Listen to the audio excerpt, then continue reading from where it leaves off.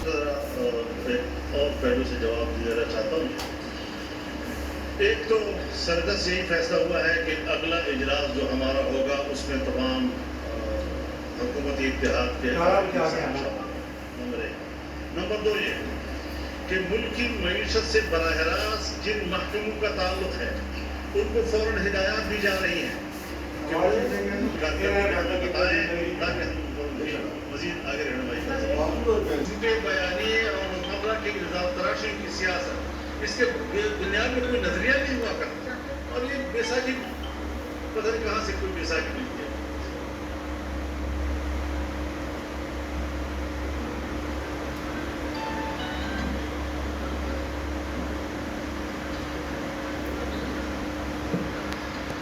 جی بہت شکریہ. مائک بند ہو گیا تو کہاں سے آن کروں جی؟ کیونکہ اس قسم کا یک طرفہ ناانصافی پر مبنی فیصلہ آنا تھا اور اگر فل کورٹ بن جاتا تو خوف تھا نا.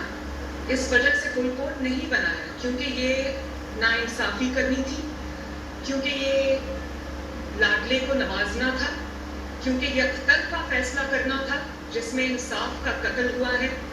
تو ظاہر ہے فل کورٹ میں تو بہت معزز جج صاحبان شامل ہیں جو آنیسٹ ہیں, جن کی شہرت داغدار نہیں ہے.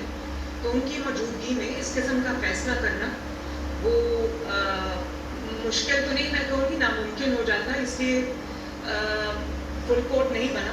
اور اگر نیت میں کوئی خرابی نہ ہوتی, اگر آپ نے یہ ناانصافی نہ کرنی ہوتی تو آپ کو کوئی آر نہیں تھا.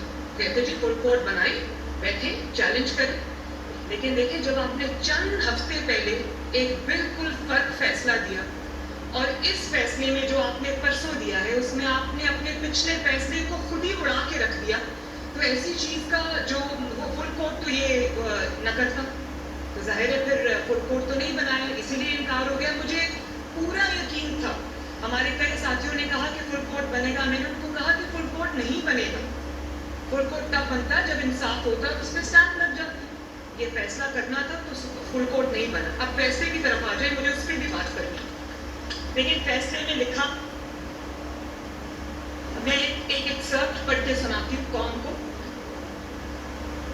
Thirdly, if a judge has unconsciously followed an incorrect, یعنی کہ اگر انجانے میں جج صاحب سے کسی جج صاحب سے کوئی غلطی ہو گئی ہے تو اس کے بعد اس کو یہ موقع ملنا چاہیے کہ وہ اپنی غلطی کو اس کی تصحیح کرے اور کریکٹ ویو لے لا کا. اب یہ بتائیں کہ غلطی اگر کی تو وہ بھی لاڈلے کے حق میں, اس کی تصحیح کی تو بھی لاڈلے کے حق میں. یہ کیسی تصحیح ہے بھائی, اور وہ کیسی غلطی تھی. اور پھر آپ یہ دیکھیں ہمارے 25 ممبران بھی عمران کی جھولی میں اور چودھری شجاعت حسین صاحب کے 10 ممبران بھی عمران کی جھولی میں. یہ ہے غلطی اور یہ ہے اس غلطی کی تصحیح. تو یہ میں نے پہلے بھی ٹی وی پر, یہ ٹویٹر پہ میں نے لکھا کہ یہ عدالتی قتل ہوا ہے, لیکن اس بار قتل جو ہے وہ انصاف کا ہوا ہے, عدل کا ہوا ہے. میرا خیال ہے کہ غلطی کی تصحیح اگر کرنی تھی تو اقامہ کی غلطی جس کو پوری دنیا نے, جس کا مذاق اڑایا, پوری دنیا میں وہ ایک رہتی دنیا تک ایک ایسا مذاق بن گیا ہے جس کی کوئی دنیا میں جسٹیفیکیشن نہیں ہے. اس کے بعد تصحیح کرنی تھی تو عمران خان کو جو آپ نے سرٹیفکیٹ دیا ثاقب نثار نے صادق اور امین کا, آپ اس غلطی کی تصحیح کرتے. اس صادق اور امین نے 4 سال اس صداقت اور امانت کے سرٹیفکیٹ کے ساتھ جو پاکستان کی ہر شعبے میں تباہی کی, اگر آپ نے غلطی کی تصحیح کرنی تھی تو ایک جھوٹے شخص کو, ایک بے ایمان شخص کو, ایک چور کو, ایک مجرم کو آپ نے صادق اور امین بنا کے قوم کے سر پہ 4 سال مسلط رکھا. غلطی کی تصحیح آپ نے کرنی تھی تو آپ جو شوکت عزیز صدیقی صاحب کا ایک بہت سٹارٹلنگ ریولیشن تھا جس نے سب کچھ ایکسپوز کر کے رکھ دیا, آپ ان کی سنتے. وہ ریٹائر ہو گئے لیکن ان کی بات کسی نے نہیں سنی. سپریم جوڈیشل کاؤنسل میں آج بھی ان کا مقدمہ جو ہے نا وہ نہیں سنا جا رہا. وہ شخص اپنی نوکری کی مدت پوری کر کے چلا گیا. تصحیح کرنی تھی تو ارشد ملک صاحب نے اتنا بڑا آن ریکارڈ بیان دیا کہ نواز شریف کے ساتھ جتنی بھی زیادتی ہوئی، جو ناانصافی ہوئی، وہ مجھے بلیک میل کر کے دی گئی. تصحیح کرنی تھی تو اس کی کرنی تھی. آپ بھلے معافی نہ مانگتے، نواز شریف صاحب سے ان کی ہوئی زیادتیوں پر دوربینیں لگا کر آپ دیکھتے رہے کہ نواز شریف کے خلاف دنیا بھر میں کوئی ثبوت مل جائے. وہ آپ کو نہیں ملا کیونکہ ثبوت تھا ہی نہیں. ثبوت اس لیے نہیں تھا کہ گناہ تھا ہی نہیں، جرم تھا ہی نہیں. لیکن آپ نے وہ نواز شریف صاحب کے ساتھ زیادتی کو برقرار رکھا، بلکہ بجائے اس کے کہ تصحیح کرتے آپ زیادتی در زیادتی کر رہے ہیں. اور آپ نے کس طرح کل پرسوں نواز شریف کے ساتھ پھر زیادتی کی، وہ بھی سن لیں. پہلے جب نواز شریف جماعت کا سربراہ ہے اور اگر اس کا کوئی مقدمہ آتا ہے عدالت میں تو عدالت یہ تعویلیں دیتی رہتی ہے، جسٹیفیکیشنز دیتی رہتی ہے کہ پارٹی کا سربراہ یا پارٹی ہیڈ ہی سب کچھ ہوتا ہے، اس کے علاوہ اور کوئی کچھ نہیں ہوتا. اور جب لاڈلے کی باری آتی ہے تو چند ہفتوں کے بعد ہی آپ کہتے ہیں کہ پارٹی ہیڈ کچھ نہیں ہوتا، جو ہوتا ہے وہ پارلیمانی پارٹی ہوتی ہے. یہ اس قسم کی باتیں تو کوئی بچے بھی نہیں کرتے آج کل. بہت حیران کن. میں آنیسٹلی جب یہ فیصلہ آیا تو میں یہ دل میں سوچ رہی تھی کہ چیف جسٹس صاحب آپ کیا کر بیٹھے اپنے ساتھ. ہمیں تو عادت ہو گئی ہے اس قسم کے فیصلوں کی. ہمارا تو ووٹ بیس بھی چارج ہو جاتا ہے، ہمارا ورکر کھڑا ہو جاتا ہے، ہمیں فائدہ ہوتا ہے. لیکن کس کو نقصان ہوا؟ میں نے اس دن اپنی پریس کانفرنس میں بھی کہا تھا کہ کوئی توہین عدالت ادارے کے اندر سے نہیں، باہر سے نہیں ہوتی.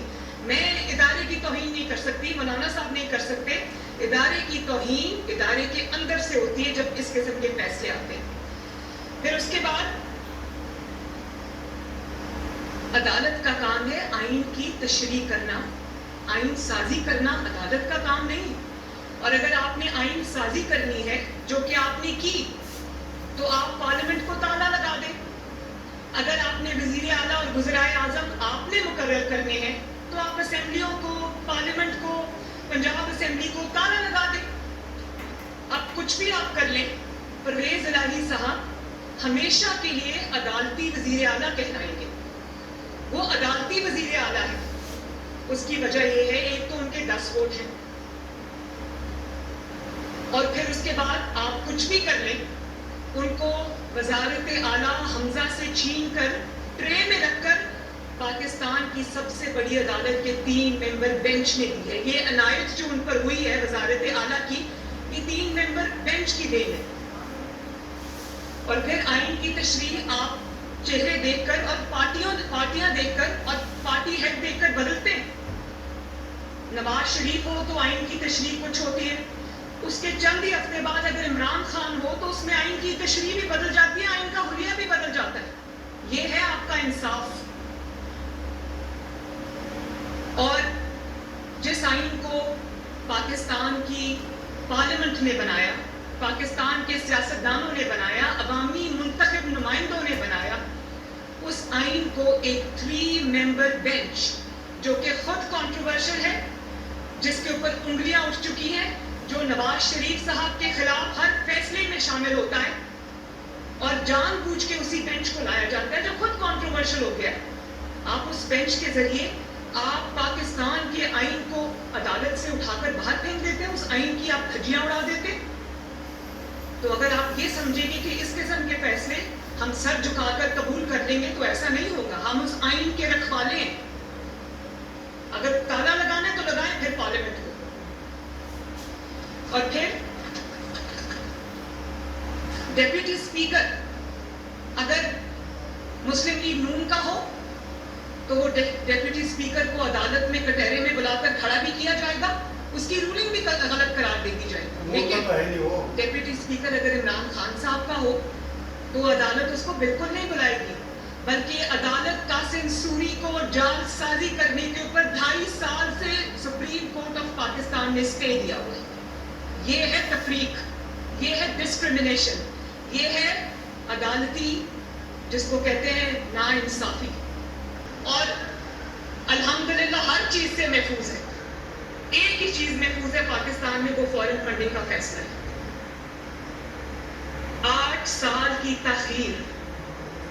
سوچیں ہمارے لیے، مطلب میں اور نواز شریف صاحب جس کے نتیجے میں اقامہ نکلنا تھا बाप और बेटी 10 महीने रोज, sometimes 5 days a week, sometimes 6 days a week जज बशीर की नायब अदालत में इस्लामाबाद जाते रहे। मैं और नवाज शरीफ साहब सुबह 4:30 बजे लाहौर से निकलते थे और 8:30 बजे अदालत पहुंचते थे, रोज बिला नागा 8-10 महीने, जबकि मेरी माँ बीमार थी और डेथ बेड पे पड़ी थी। और ये 8 साल से इसमें ताखीर हो रही है, झूठ पर झूठ बोला जाता रहा। 350 इंटरनेशनल कंपनी से ममनुआ फंडिंग ली, जिसमें भारतीय और इस्राएली शहरी शामिल हैं। अब ये भी पाकिस्तान की तारीख का पहला वाक्य है। आप सिर्फ मैं यहाँ क्योंकि मौलाना साहब खड़े हैं, मैं अपनी बात जो है छोड़ दी। अगर मैं मौलाना साहब की बात करूँ, खुदा न खास्ता मौलाना साहब ने ये फंडिंग इसराइल से और भारत से ली होती और पाकिस्तान की दुनिया भर की 350 कंपनी से ममनुआ जाली तरीके से, पता नहीं वो कैसा पैसा था जो आया था, डॉलर्स में आया था, वो ली होती तो क्या हमारे साथ यही बर्ताव होता जो अब हो रहा है? इसकी जगह नवाज शरीफ साहब होते, मैं होती, तो क्या होता? वो ऐसा सलूक होता कि सोच के इंसान के रोंगटे खड़े हो जाए। अभी इकामा था तो आज तक सजा पे सजा, आज तक इकामे पे इलेक्टेड प्राइम मिनिस्टर को निकाल दिया और फिर वहां पर दिल को तसल्ली नहीं हुई, उनकी प्रेसिडेंटशिप पार्टी की भी छीन ली, क्योंकि उस वक्त पार्टी सदारत ही सब कुछ हुआ करती थी। अब तो सुना है कि पार्लिमानी पार्टी मुतबिर हो गई।